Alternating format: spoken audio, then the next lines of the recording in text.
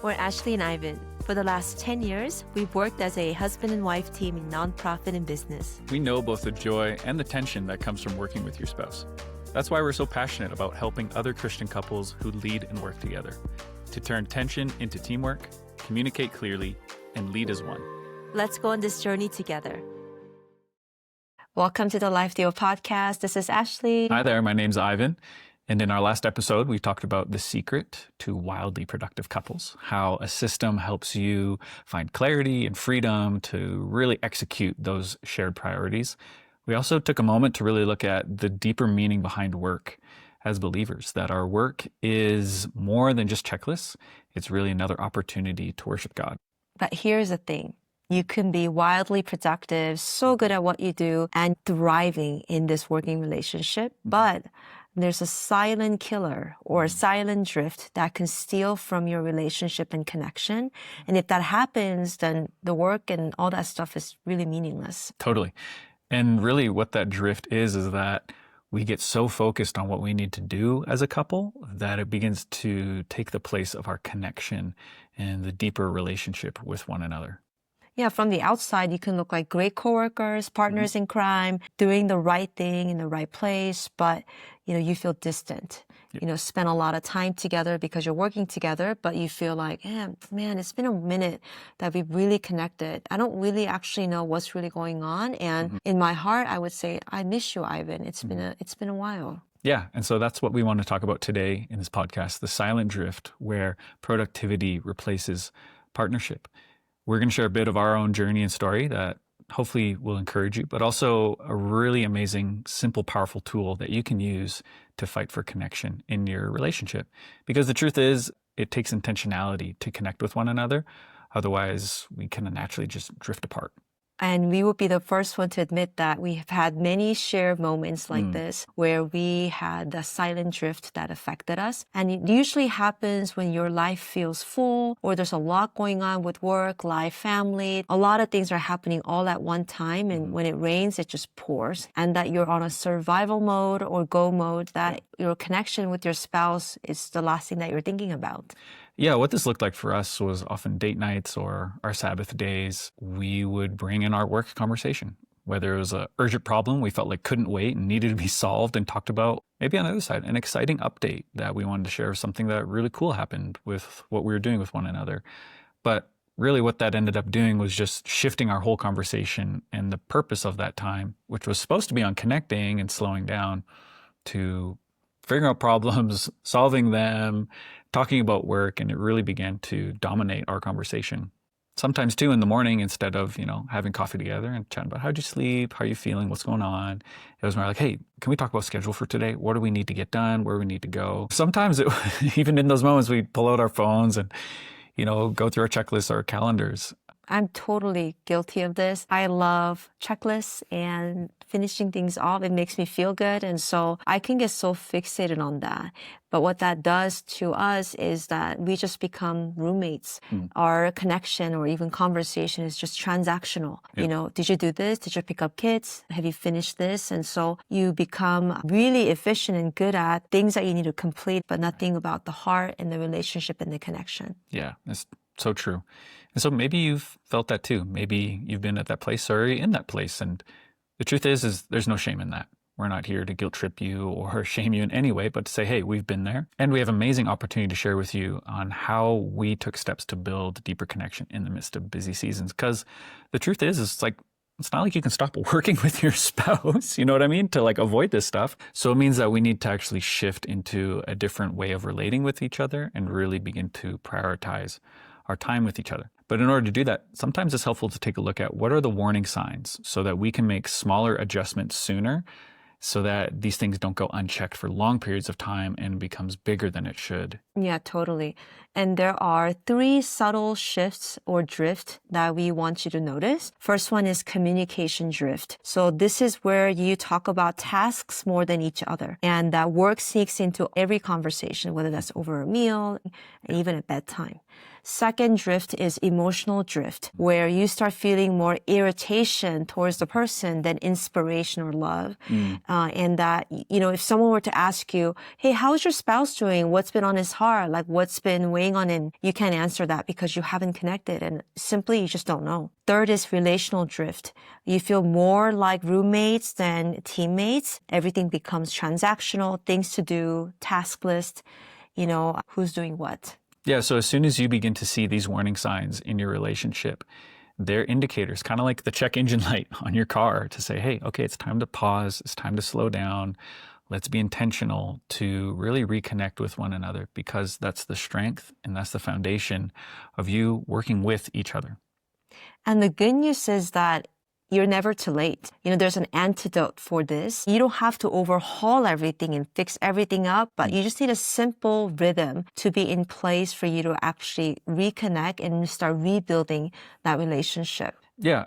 And we like the word rhythm because it's kind of got a flow to it, like music, that it works with you, that you're moving with each other and towards one another in the midst of the busyness, that it represents an intentionality of this is important to us, but also a flexibility that, hey, we don't have to be super rigid around this thing, that we can work and move with us and with our life. Also, too, God put rhythms in creation. When he created the earth, it was, 6 days of work, 1 day of rest. And that day he modeled for us of slowing down and being with him. And also, too, I love how in Genesis it talks about that in the cool of the day, he would come to walk with Adam and Eve. We see that it's a rhythm of him taking time out of his day to go and spend time with them. And so God has modeled for us what connection looks like. Yeah, exactly. And we hope that you don't see it as, another thing to do, another thing to plan, another thing to work on, but really focus on what really matters most to you. Is it the work? Is it the productivity? Is it the relationship and connection? Because that is the foundation that the Lord wants you to build on. And so we have to make space for it and we have to be intentional about it. I remember when we started dating, it's like, woohoo, the butterflies and, you want to spend time and you make time for it because it's important for you. In the same way, sometimes it does take that intentionality to rebuild things that are maybe broken or lost, and that the rhythm will help you do that. Yes, 100%. As we've worked with couples and coached them, we found that there's a deep desire for couples to have that connection with one another. But, re-engaging with it or kind of adjusting, it can feel a bit awkward. And they're like, how do we actually do this? What does that time look like? How do you guys do it? And so we've put together just 3 simple questions to help you in this way. Number 1, how am I doing? Number 2, how are we doing relationally as a couple? And number 3, how are we doing as in our work relationship with one another? We're going to unpack those a little bit more, but before we do that, we felt like it was important to take a moment to just talk about what does a win look like in this rhythm of connecting with each other. Yeah, winning means that I'm not going to fix him, but really slowing down to spend time and to see him. Because at the end of the day, I want my heart to be connected to him and vice versa. It's really taking time to slow down and say, hey, I love you. I want to know what's been on your heart. I want to connect with you and I want to better serve you. What do you need from me? It's just really amazing, the simple tool that we have for you when you spend 30 minutes of your time together, how that can change everything. So the individual reflection looks like this. How am I doing? How am I doing spiritually, mentally, physically, emotionally? That means you're going to take time to slow down and take inventory of your life. At the end of the day, if you don't know how you're doing, there's no way that your spouse will know how you are doing, right? So the name of the game is self-awareness. Have that self-awareness so that you can communicate your needs, your wants, and your desires, and so that your spouse can also better serve you. Yeah, so once you've taken a few minutes to share with one another, you move to question 2, which is how are we doing as a couple, husband and wife? This is outside of your work. So how did we connect outside of our work? Did we resolve any tension or conflict well? Did I feel appreciated? Did I show appreciation towards my spouse? Really taking some time to look at that and hearing from one another how you each see it. This is really important because it helps build back that gratitude as well as the empathy towards one another, that, man, I'm so grateful for my wife, or man, she's going through a lot. How can I pray for her? How can I better serve her in this upcoming week? And usually Thanksgiving and empathy are the first 2 things to go when life gets busy and we're kind of in that go mode. Lastly, as partners, ask yourself this. How are we working together? How are we aligning ourselves together in our shared priorities? Are we productive together? Are we working well together? Are we communicating well, but also respectfully? Are we sorting our time and energy and resources well this week? We're not pursuing perfection, but we're pursuing awareness. It's about making small adjustments by having that awareness as a couple and say, hey, where can we change? Where can we pivot? Where can we do better together as a partner? So what does this look like practically? Well, we'd suggest just take 30 minutes and give 10 minutes per question. So number one, take some time to reflect. What's one thing that's weighing you down? What's one thing maybe you're excited about in this past week? Share with one another and go to question two. What's one thing you're grateful for in your relationship? What's maybe one area you want to improve on? What's one idea in the coming weeks that you can plan for to have a more deeper intentional time of connection? And then number three is that alignment. How are we doing in our alignment? What's one thing we want to adjust in our work? How can we pivot to continue to work well with each other and remove any tension we feel like is in our working relationship? And then lastly, and the most important one, is take some time and just pray for each other. After you've heard and shared with each other, turn that into a prayer of standing with your spouse and fighting for their life in God and that connection with each other. How this looks for us is maybe the weather is really nice outside, and so we go for a walk and we talk about these questions and just to connect, and we calibrate our relationship and do a check-in with one another. And for you, make it enjoyable. Maybe it's over a cup of coffee, maybe it's in front of a porch, or maybe it's during your day off.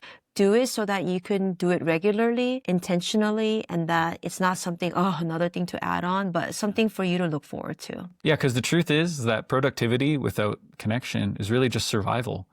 And the enemy, he doesn't have to destroy our marriage to stop our impact. He just needs to keep us busy enough that we lose that connection with one another. So take some time, prioritize this rhythm of connecting with one another.